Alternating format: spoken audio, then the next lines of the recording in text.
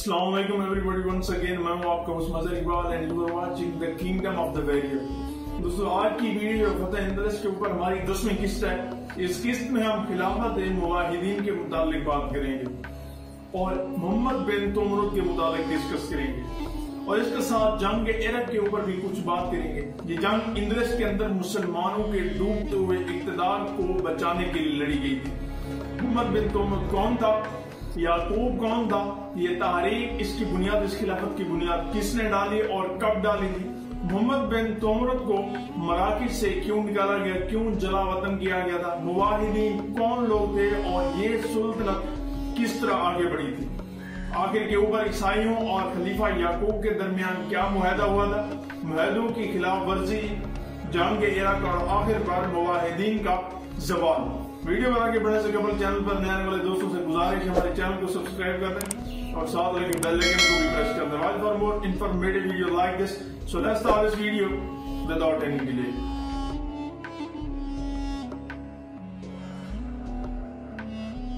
So welcome back. دوستو موحدین کا میں آپ کو تھوڑا سا تعارف دے دوں. موحدین شمالی افریقہ میں بربر نسل کے مسلمانوں کی سلطنت تھی. اس کے بانی کا نام محمد بن تومرد تھا. یہ مغرب کے قبائل کے فرد تھا. بغداد کا سفر کیا اور وہاں سے تحصیل علم حاصل کیا. دوستو یہ جو خلافت موحدین ہے یہ خلافت مرابطین کو ختم کرنے کے بعد یہ آئی تھی. محمد بن تومرد تاریخ یا خلافت موحدین کے بانی تھے. آپ کی پیدائش 11 عیسوی میں ہوئی. آپ کا مذہب اسلام تھا. آپ کا فرقہ سنی تھا. پیشے کے لحاظ سے آپ ایک سیاستدان تھے، ایک مصنف تھے اور ایک حکمران تھے. آپ کی وفات 20 اگست 1130 عیسوی میں ہوئی مراکش کے اندر. آپ بربر قبیلے کے ایک رکن تھے اور ایک امام مسجد کے آپ صاحبزادے تھے، بیٹے تھے. آپ کے والد صاحب ایک امام مسجد تھے. محمد بن تومرد بہت بڑے عالم دین تھے. وہ عہد سلجوقی کے مشہور عالم امام غزالی کے شاگرد تھے اور انہی کی تحریک بعد انہوں نے مغرب یعنی مراکش میں اپنی اصلاحی تاریخ شروع کی. اس تحریک کا مقصد سماجی اور اخلاقی اصلاح تھا. وہ جہاں کہیں شریعت کے خلاف کوئی حرکت دیکھتے تو اس پر ٹوکتے. انہوں نے مسلمانوں میں پھیلنے والی شراب نوشی اور بے پردگی سمیت دیگر برائیوں کے خاتمے کے لیے بھرپور جدوجہد اور کوشش کی. تو ہم ایک لحاظ سے یہ بھی کہہ سکتے ہیں کہ محمد بن تومرد اسلام کا جو ہے نا پرچار کیا کرتے تھے، اسلام کی تبلیغ کیا کرتے تھے. آپ اس وقت نوجوان تھے جب مرابطین کا دور چل رہا تھا. دوستو محمد بن تومرد کی ہر دل عزیزی اور مقبولیت دے کر مرابطین کی حکومت کو خطرہ پیدا ہوا اور ان کو مراکش سے جلا وطن کر دیا گیا. محمد بن تومرد کو مراکش سے نکال دیا گیا. وہ دوسرے شہر اغمات میں آ گئے لیکن یہاں سے بھی انہیں جلا وطن کر دیا گیا. اب وہ اپنے وطن ہرگاہ چلے گئے جو ایک کوہ اطلس میں واقع تھا. یہاں کے لوگوں نے ہزاروں کی تعداد میں ان کی دعوت قبول کی. انہوں نے فوجی تربیت بھی حاصل کی اور مذہبی تعلیم بھی. اب مرابطین کی فوج جہاں بھی آ گئی اور بستی کا محاصرہ کر لیا. لیکن اب ابن تومرد کے ساتھی جن کو موحدین کہا جاتا ہے مقابلہ کرنے کی قابل ہو گئے تھے. اس لیے بڑی سخت لڑائی ہوئی اور سرکاری فوج کو شکست ہوئی، مطلب مرابطین کی فوج کو شکست ہوئی. دوستو اس لڑائی کے بعد، اس جنگ کے بعد موحدین اور مرابطین میں لڑائیوں کا جو سلسلہ تھا وہ کئی سال تک جاری و ساری رہا. 524 ہجری میں ابن تومرد کا انتقال ہو گیا اور ان کے ایک ساتھی عبد المومن کو جماعت موحدین کا امیر منتخب کر لیا گیا. عبد المومن کے زمانے میں موحدین نے بڑی قوت حاصل کی، طاقت حاصل کی. انہوں نے 1147 عیسوی میں مراکش پر قبضہ کر کے مرابطین کی حکومت کا مکمل طور پر خاتمہ کر دیا. اس کے بعد عبد المومن نے ایک فوج اندلس بھیجی جس نے مرابطین کی حکومت وہاں سے بھی ختم کر دی. اب عبد المومن نے مشرق کا رخ کیا اور طرابلس تک اپنی سلطنت کو وسعت دی، پھیلا دیا. اس زمانے میں طرابلس، تیونس اور مہدیہ جو اس وقت افریقہ کہلاتا ہے پر نارمن مسیح قوم قابض تھی.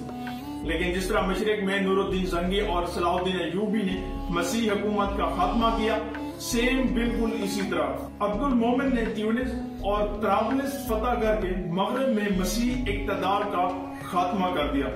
مرابطین اور موحدین کی لڑائیوں کے زمانے میں اندلس میں مسیح پھر زور پکڑ گئے تھے.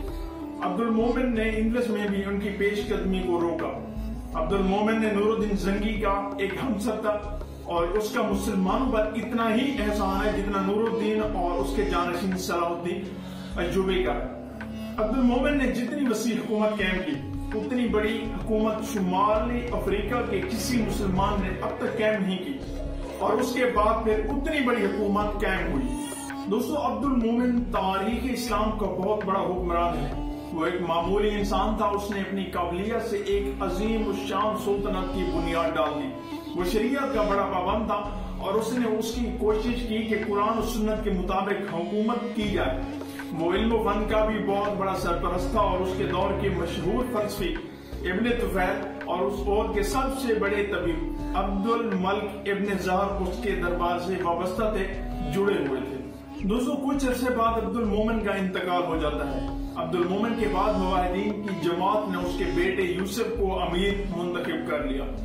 یوسف نے 22 سال تک بڑی قابلیت سے حکومت کی، اندلس کے شہر اشبیلیہ کو بڑی ترقی کی۔ یوسف اموی خلیفہ الحکم کی طرح علم و ادب کا بھی شوقین تھا۔ دوستو، وہ ادب کا اتنا بڑا شوقین تھا کہ جب اس کی وفات ہوئی، اس کی ڈیتھ ہوئی، تو اس کی لائبریری کے اندر 4 لاکھ کتابیں موجود تھیں۔ آپ اندازہ کر سکتے ہیں کہ اس دور میں مسلمانوں کی لائبریری کے اندر 4 لاکھ کتابیں موجود تھیں۔ دوستو، اس کے بعد اس کی ڈیتھ ہو جاتی ہے۔ موحدین میں سب سے مشہور حکمران یوسف کا بیٹا یعقوب المنصور تھا۔ یعقوب کو سب سے زیادہ شہرت اس کی فتح کی وجہ سے ملی جو اس نے شمالی اندلس کے مسیحی حکمرانوں الفانسو پر جنگ عرق میں حاصل کی۔ یعقوب کی زندگی عام بادشاہوں کی طرح نہیں تھی، بلکہ وہ سادہ زندگی گزارتا تھا، معمولی کپڑے پہنتا تھا، 5 وقت کی نماز باجماعت عام مسلمانوں کے ساتھ مسجد میں ادا کیا کرتا تھا۔ یعقوب کو عمارتیں بنانے کا بہت شوق تھا۔ اس کے عہد میں ایسی عمارتیں بنائی گئی کہ اس کی نظیر شمالی افریقہ کی تاریخ میں اس سے پہلے نہیں ملتی۔ ان میں سب سے شاندار عمارت مراکش کی جامعہ قطبیہ ہے۔ اس مسجد کا مینار 350 فٹ اونچا بنایا گیا تھا۔ یعقوب نے اشبیلیہ کی مسجد میں بھی مینار کا اضافہ کیا۔ یہ مینار آج کل جبرالٹا کے نام سے جانا جاتا ہے۔ اس کی بلندی بھی تقریباً 320 فٹ ہے اور یہ دنیا کے خوبصورت ترین میناروں میں سے شمار ہوتا ہے۔ دوستو، امیر یعقوب سلطان صلاح الدین ایوبی کا ہمسر تھا اور اس زمانے میں ساری دنیا میں سوائے صلاح الدین ایوبی کے کوئی اور حکمران ان خوبیوں میں اس کا مقابلہ نہیں کر سکتا تھا۔ یہ ایک اچھا حکمران تھا جو 595 ہجری میں 15 سال حکومت کرنے کے بعد اپنے خدا سے جا ملا۔ اس وقت اس کی عمر صرف 40 سال تھی۔ اب بات کرتے ہیں اس دور کی جب یہاں پہ زوال ہوا اور کون حکمران اس وقت تھے۔ دوستو، یعقوب کے بعد اس کا بیٹا محمد الناصر تخت پر بیٹھا۔ اس کا عہد بھی بڑی خوشحالی کا زمانہ تھا، لیکن اس کو 609 ہجری میں اندلس میں مارکا العقاب میں مسیحوں کے مقابلے میں ایسی شکست ہوئی کہ موحدین کا زور ٹوٹ گیا۔ اگلے سال الناصر کا انتقال ہو گیا اور اس کے بعد موحدین کا زوال شروع ہو گیا۔ 1237 عیسوی میں بلسنیا میں اور 1248 عیسوی میں اشبیلیہ پر مسیحوں کا پھر سے قبضہ ہو گیا۔ اندلس کا بڑا حصہ مسلمانوں کے ہاتھوں سے نکل گیا۔ خود مراکش میں 667 ہجری میں خاندان بنو مرین نے موحدین کی حکومت کا خاتمہ کر دیا۔ بنو مرین کو بنو نصر بھی کہا جاتا ہے۔ دوستو، اس طرح یہ جو ابن تمرد کی رکھی ہوئی ایک سلطنت تھی جسے سلطنت موحدین کہا جاتا ہے، ٹوٹ گئی، اس کا زوال ہو گیا۔ تو امید کرتا ہوں کہ آج کی ویڈیو آپ کو پسند آئی ہوگی۔ اگر ویڈیو اچھی لگی تو ہمارے چینل کو سبسکرائب کر دیں، ساتھ لگے بیل آئیکن کو بھی پریس کر دیں۔ ملتے ہیں ایک نئی ویڈیو میں، تب تک کے لیے اجازت دیجیے۔ اللہ حافظ۔